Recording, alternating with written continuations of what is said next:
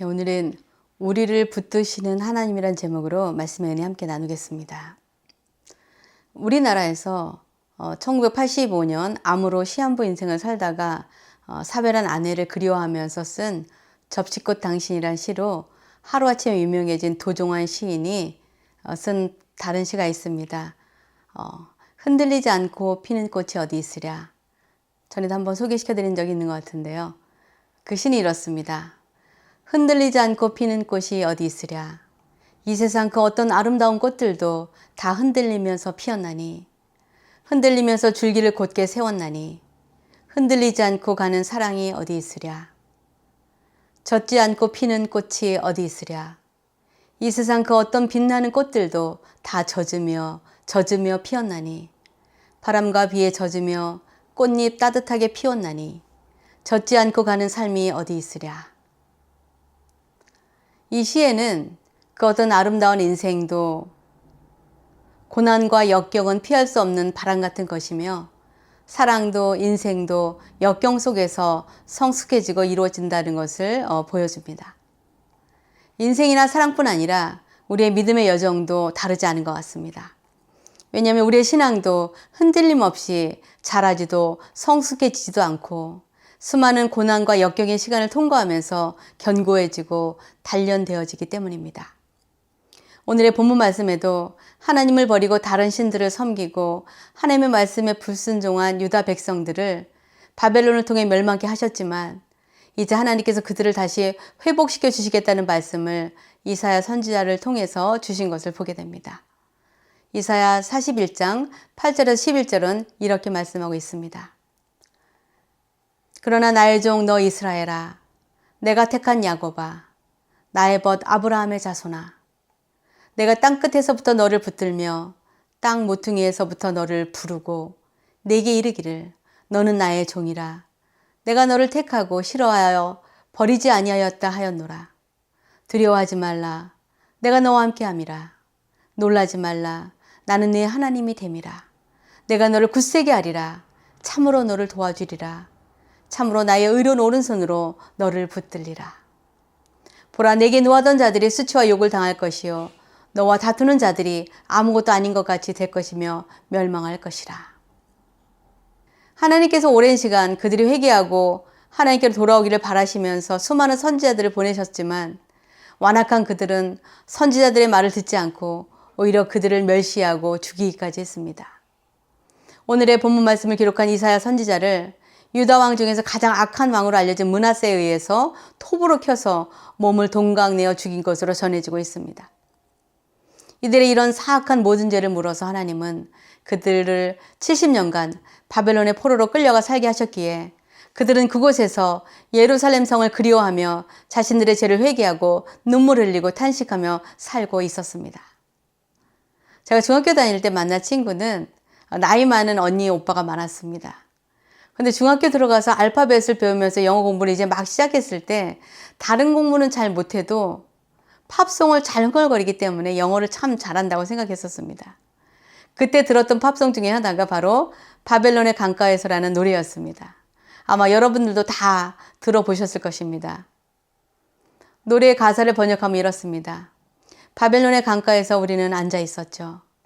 우리들은 시온을 생각하며 눈물을 흘렸답니다. 바벨론의 강가에서 우리는 앉아 있었죠. 우리들은 시온을 생각하며 눈물을 흘렸습니다. 악한 자들이 우리를 끌고 와서 자기들 앞에서 노래를 하라고 합니다. 그러나 어떻게 우리가 이방의 땅에서 하나님의 노래를 부를 수 있겠습니까?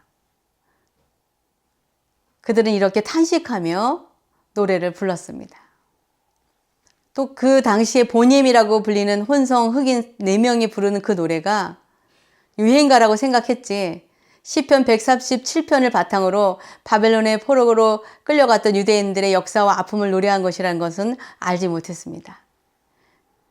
그냥 흑인들이 부르는 그 당시의 유행가라고 생각했었는데 이 노래의 가사처럼 유대인들은 하나님의 노래를 이방 땅에서 이방인들을 위해 부를 수 없다고 눈물 흘리며 탄식하는 가사를 보게 됩니다. 그런 그들을 불쌍히 여기신 하나님께서 이제 그들을 다시 땅끝에서부터 모으시어 다시 고향 땅으로 돌려보내주시겠다는 기쁜 소식을 전해주신 것입니다. 이스라엘 백성들과 유다 백성들이 하나님을 향한 마음이 흔들리다 세상으로 완전히 고개를 돌려버렸기 때문에 하나님께 중요한 심판을 받았던 것처럼 우리도 하나님을 향했던 우리의 마음이 세상을 향한 욕심 때문에 흔들릴 수 있습니다. 우리가 만약 부와 명예와 권력 등을 쫓아가게 되면 우리도 하나님의 징계를 피할 수 없게 됩니다. 그러나 그럼에도 불구하고 징계를 받아 탄식하며 눈물 짓는 우리들을 하나님께서 긍휼히 여기시고 그분의 의로운 오른손으로 붙들어 주시겠다고 약속해 주셨습니다. 얼마나 감사한 말씀입니까? 우리만 환난이나 어려움을 겪는 것이 아닙니다. 성경에 하나님께 귀하게 쓰임받은 모든 자들에게 하나님은 짧지 않은 고난의 시간을 감내하게 하셨음을 보게 됩니다.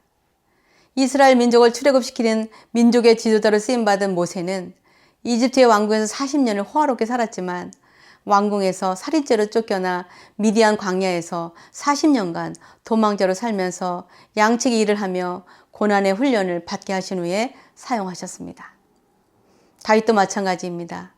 지금도 최고의 이스라엘의 왕으로 추앙받는 그 역시 17살에 사무엘 선지자로부터 왕으로 기름 부음을 받았지만 왕이 되기까지 13년 동안이나 사울 왕의 추격을 피해 도망다니며 동굴에서 살거나 적국인 블레셋 땅에서 살기도 하고 자신의 목숨을 부지하기 위해서 침을 흘리며 미친 사람처럼 행동해야 하기도 했습니다.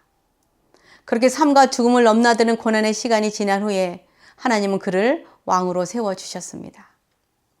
하나님께서 이런 고난과 어려움의 시간을 누구에게나 주십니다. 겉으로 보기에 다른 사람들은 예수 믿지 않아도 세상에서 잘 사는 것처럼 보여도 그들의 내면에는 다른 이들이 알지 못하는 고통들이 있습니다. 이 세상 그 누구도 완벽하게 매일 행복한 삶을 살 수는 없기 때문입니다. 우리도 지금 이런 시간을, 어려운 시간을 통과하고 있을 수 있습니다. 그러나 오늘의 말씀처럼 하나님께서 정하신 시간이 차면 우리들을 다시 불러 회복시키실 것을 믿고 인내하며 하나님을 향한 믿음과 신뢰를 잃지 말아야 합니다. 하나님 불꽃 같은 눈동자로 우리를 보고 사랑하시고 계시기 때문입니다. 그리고 그 회복의 시간이 거의 되었음을 믿고 끝까지 믿음으로 기다려야 할 것입니다. 둘째로 우리는 살아가면서 사람들 때문에 마음이 흔들릴 수 있습니다. 이스라엘 백성들이 하나님이 아닌 이웃의 강대국이었던 이집트를 의지하고 그들에게 도움을 요청하며 그 대가로 그들이 가진 것들을 내어주었기 때문에 하나님의 징계를 받게 되었습니다. 우리도 생수의 근원이 되시는 하나님을 의지하지 않고 스스로 터진 웅덩이를 파는 죄를 범하게 되면 우리도 하나님께로부터 징계를 피할 수 없게 됩니다. 우리도 어려운 일을 만났을 때 하나님께 엎드려 기도하며 간구하지 않고 내게 도움이 될 만한 사람을 의지할 때가 많습니다. 내게 돈을 빌려줄 만한 사람, 내게 도움을 줄 만한 위치에 있는 사람, 내가 말하면 무엇이든 도와줄 사람을 찾게 되기 쉽습니다. 그러나 우리에게 고난을 허락하신 분도 하나님이시며 그 고난의 때가 찼을 때 우리를 다시 구해주실 분도 하나님이시라는 사실을 우리는 깨달아야 합니다. 우리가 만약 사람을 의지하면 하나님 결코 우리가 믿고 의지하는 사람을 통해 도움을 받지 못하게 하시므로 우리로 하여금 다시 하나님을 찾게 만드십니다. 그러므로 우리가 사람 때문에 우리의 믿음이 흔들렸다면 우리는 회개하고 다시 주님 앞에 돌아와서 하나님을 믿고 의지해야 합니다. 그럴 때 하나님은 다시 우리를 회복시켜 주시고 그분의 의로운 오른손으로 우리를 붙들어 주실 것입니다. 오늘의 본문 말씀 이사야 41장 17절에서 18절은 이렇게 약속하신 것을 보게 됩니다. 박종희 집사님께 읽어주시면 감사하겠습니다. 이사야 41장 17절에서 18절. 가련하고 가난한 자가 물을 구하되 물이 없어서 갈증으로 그들의 혀가 마를 때에 나 여호와가 그들에게 응답하겠고 나 이스라엘의 하나님이 그들을 버리지 아니할 것이니라. 내가 헐벗은 산에 강을 내며 골짜기 가운데에 샘이 나게 하며 광야가 못이 되게 하며 마른 땅이 샘 근원이 되게 할 것이며. 아멘. 하나님은 우리를 불쌍히 여기시고 자비를 베풀어 주시는 사랑의 아버지이십니다. 우리가 회개하고 돌아오면 우리의 죄를 잊으시겠다고 말씀하신 분이십니다.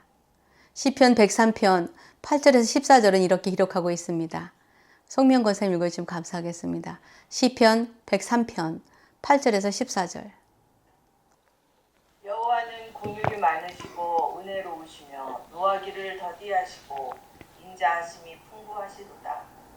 자주 경책하지 아니하시며 노를 영원히 품지 아니하시리로다.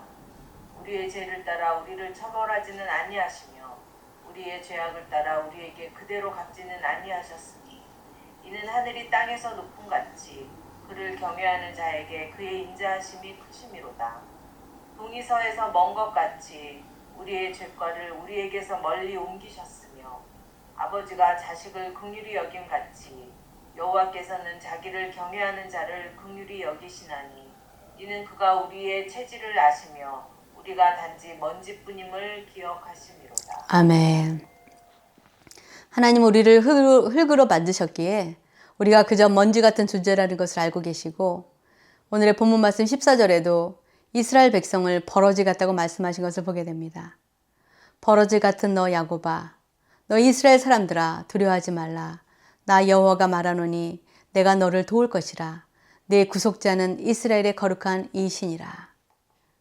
먼지 같은 그리고 버러지 같은 하찮아 보이는 이스라엘 백성들을 하나님께서 도와주실 것이고 구원해 주실 것이라고 약속해 주셨습니다.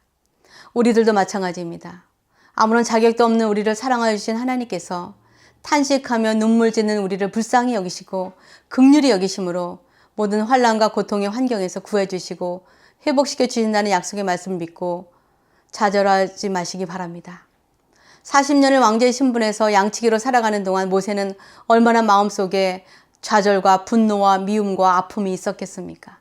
4년도 아니고 14년도 아니고 40년이란 세월입니다. 13년을 도망자로 이리저리 숨어 다니는 동안 다윗은 얼마나 두렵고 치욕스럽고 억울했겠습니까? 요셉도 17살에 형들에 의해 이집트의 노예로 팔려가서 13년 동안 노예로 또 누명을 쓰고 죄수로 사는 동안 얼마나 답답하고 괴롭고 고통스러웠겠습니까? 그러나 30살이 되자 하나님은 그를 감옥에서 나오게 하셔서 이집트의 총리가 되게 하셨습니다. 그러나 그 긴 시간 동안 하나님은 그들로 하여금 하나님만을 의지하고 바라며 순종하는 자들로 변화시키시려고 자신이 정하신 기간 동안 훈련시키신 것입니다. 우리도 이렇게 힘들고 어려운 광야의 시간을 보내고 있다면 우리는 이 시간도 지나갈 것임을 알고 낙심하거나 두려워하지 말고 믿음으로 하나님의 때를 기다릴 줄 알아야 할 것입니다. 지금 비록 앞이 잘 보이지 않고 언제 이 시련과 메마른 광야 같은 시간이 지날지 감이 오지 않아도 분명 하나님의 때에 오늘의 말씀처럼 우리를 다시 회복시키시고 하나님의 자녀로서의 삶을 당당하게 살아가도록 해 주실 것입니다. 오늘의 본문 말씀 이사야 41장 18절에서 20절에 이렇게 하나님의 말씀을 기록하고 있습니다. 내가 헐벗은 산에 강을 내며 골짜기 가운데에 샘이 나게 하며 광야가 못이 되게 하며 마른 땅이 샘 근원이 되게 할 것이며 내가 광야에는 백향목과 시띠나무와 화석류와 들감람나무를 심고 사막에는 잣나무와 소나무와 황양목을 함께 두리니 무리가 보고 여호와의 손에 지으신 바요 이스라엘의 거룩한 이가 이것을 창조하신 바인 줄 알며 함께 헤아리며 깨달으리라.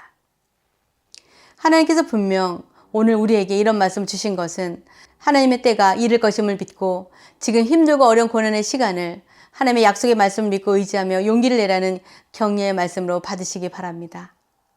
말씀을 맺겠습니다.